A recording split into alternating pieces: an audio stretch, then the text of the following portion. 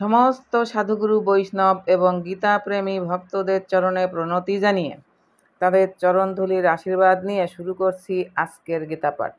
ওম অশ্ব শ্রীমদ্ভগবদ্গীতা মালা মন্ত্রস্য শ্রী ভগবান বেদব্যাস ঋষির নুষ্টুপ ছন্দ শ্রীকৃষ্ণ পরমাত্মা দেবতা অসচ্চানম্বশতম প্রজ্ঞাবাদাঞ্চ ভাষাসে সর্বধর্মান পরিত্যাজ্য মামেকম শরণম ব্রজ অহং তাম সর্বপাপেভ্য মোক্ষয়িষ্যামি মা শুচ। ওম তৎসৎ ওম তৎসৎ ওম তৎসৎ। ওম নমো ভগবতে বাসুদেবায়। হরে কৃষ্ণ। চতুর্থ অধ্যায় জ্ঞান যোগ। শ্লোক 1। শ্রী ভগবান উবাচ ইমম বিবস্বতে যোগম প্রোক্তবানহম অব্যয়ম বিবস্বান মনবে প্রাহু মনু ইক্ষাকবে অব্রবীত। গীতার গান। ভগবান কহিলেন, পূর্বে আমি বলেছিলাম সূর্যকে প্রথম, এই সে নিষ্কাম কর্ম অপূর্ব কথন। সূর্য বলেছিল পরে মনুকে স্বপুত্রে, ইক্ষাকু শুনিল পরে পরম্পরা সূত্রে।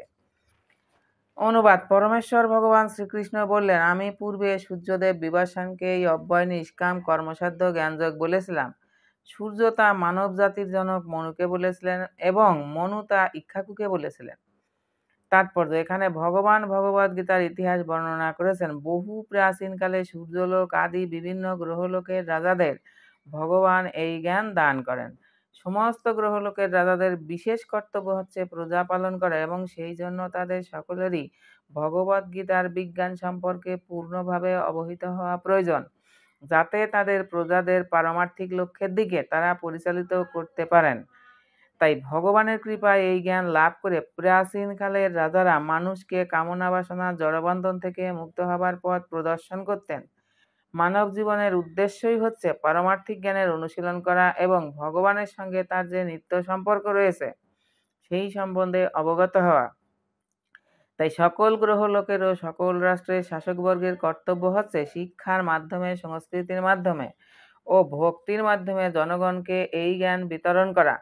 পক্ষান্তরে বলা যায়, সকল রাষ্ট্রের কর্ণধার এবং সমাজের নেতাদের একমাত্র কর্তব্য হচ্ছে কৃষ্ণ ভাবনার অমৃত অভিজ্ঞান সকলের কাছে বিতরণ করা, যাতে প্রতিটি মানুষ এই মহাবিজ্ঞানের সুফল অর্জন করতে পারে এবং মানব জীবনে সুযোগ সুবিধা কাজে লাগিয়ে সাফল্যের পথে অনুসরণ করতে পারে।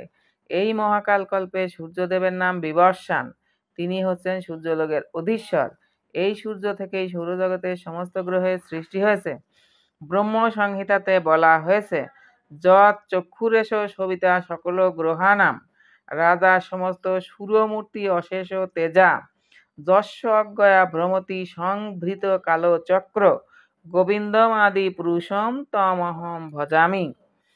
ব্রহ্মা বলেছেন, সমস্ত গ্রহের রাজা অশেষ তেজ বিশিষ্ট সূর্যমূর্তি সবিতা বা সূর্য জগতের চক্ষুস্বরূপ। তিনি যার আজ্ঞায় কাল চক্রারূঢ় হয়ে ভ্রমণ করেন, সেই আদিপুরুষ গোবিন্দকে আমি ভজনা করি। সূর্য হচ্ছেন গ্রহগুলির রাজা এবং বর্তমানে সূর্যদেব বিবস্বান সূর্য গ্রহকে পরিচালনা করছেন। এই সূর্য গ্রহ সমস্ত গ্রহগুলিকে তাপ ও আলোক দান করে সেগুলিকে নিয়ন্ত্রণ করছে। ভগবান শ্রীকৃষ্ণের আদেশ অনুসারে সূর্য তার কক্ষপথে পরিভ্রমণ করছেন। এই সূর্যদেবকে ভগবান শ্রীকৃষ্ণ তার অহৈতুকী কৃপার ফলে প্রথমে শিষ্যরূপে গ্রহণ করে ভগবদ্গীতার জ্ঞান দান করেন। এই থেকে আমরা বুঝতে পারি, ভগবদ্গীতা প্রাকৃত পণ্ডিতদের জল্পনা কল্পনা সামগ্রী নয়। গীতা শরণাতীত কাল থেকে প্রবাহিত হয়ে আসা ভগবানের মুখনিসৃত বাণী। মহাভারতের শান্তি পর্বে আমরা ভগবদ্গীতার ইতিহাসের উল্লেখ পাই।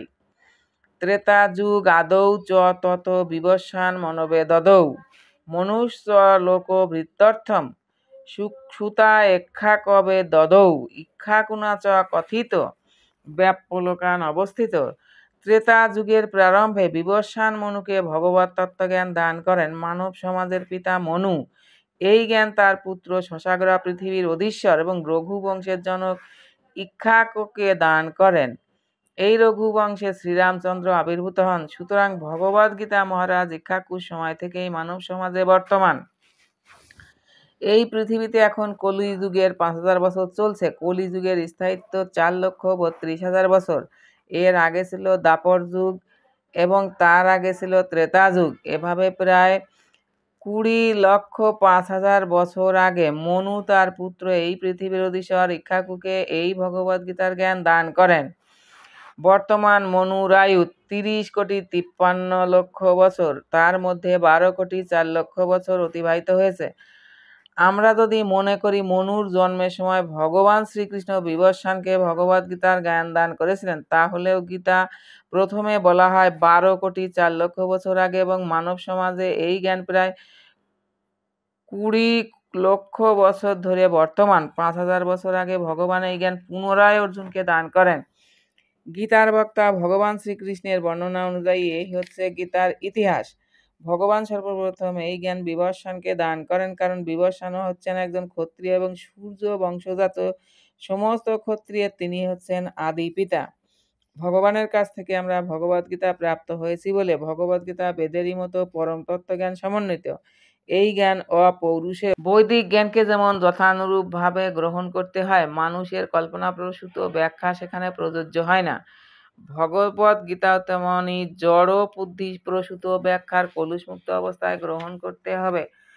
প্রাকৃত তার্কিকেরা ভগবানের দেওয়া ভগবদ্গীতার উপর তাদের পাণ্ডিত্য জাহির করার চেষ্টা করে, কিন্তু তা যথার্থ ভগবদ্গীতা নয়। ভগবদ্গীতার যথার্থ মর্ম উপলব্ধি করতে হয় গুরু পরম্পরার ধারায়, এবং এখানে বর্ণনা করা হয়েছে যে ভগবান এই জ্ঞান প্রথমে বিবস্বানকে দান করেন।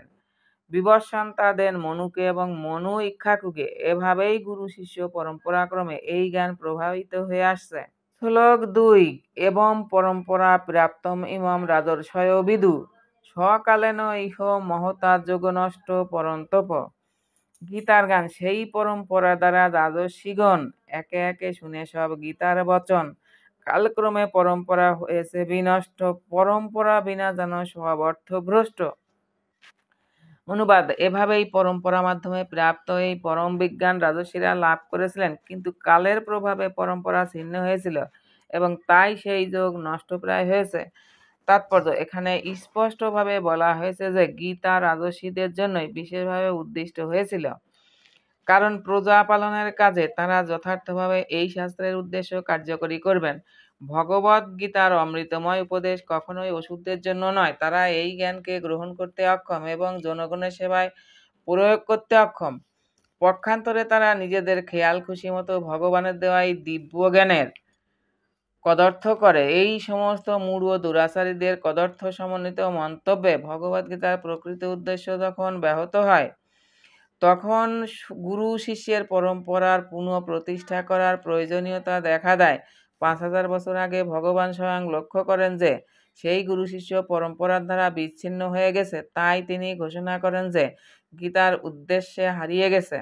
আজকের জগতেও আমরা দেখতে পাই গীতার অর্থ কিভাবে বিকৃত হয়ে গেছে। গীতার অনেক সংস্করণ আছে, বিশেষ করে ইংরেজি ভাষায়, কিন্তু তাদের মধ্যে প্রায় কোনোটাই গুরু পরম্পরার ধারা অনুযায়ী নয়।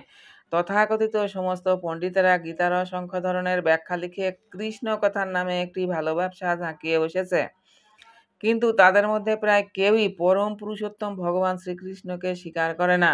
এটি হচ্ছে আসুরিক প্রবৃত্তি। অসুরেরা কখনো ভগবানকে বিশ্বাস করে না, কিন্তু তারা কেবল ভগবানের সম্পত্তি ভোগ করার ব্যাপারে অত্যন্ত তৎপর। পরম্পরার ধারায় প্রাপ্ত ভগবদ্গীতার যথাযথ একটি ব্যাখ্যা প্রচার করার বিশেষ প্রয়োজন আছে।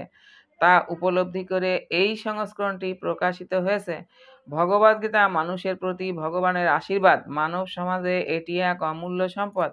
এই গ্রন্থটিকে যথাযথভাবে গ্রহণ না করে দার্শনিক জল্পনা কল্পনামূলক নিবন্ধ মনে করলে কেবল সময়েরই অপচয় করা হবে। আবারও সকল ভক্তদের চরণে প্রণতি জানিয়ে আজকের গীতা পাঠ এখানেই সমাপ্ত। হরে কৃষ্ণ কৃষ্ণ কৃষ্ণ হরে হরে, হরে রাম রাম রাম হরে হরে। জপ হরে কৃষ্ণ হরে রাম, নিতাই গৌর রাধেশ্যাম।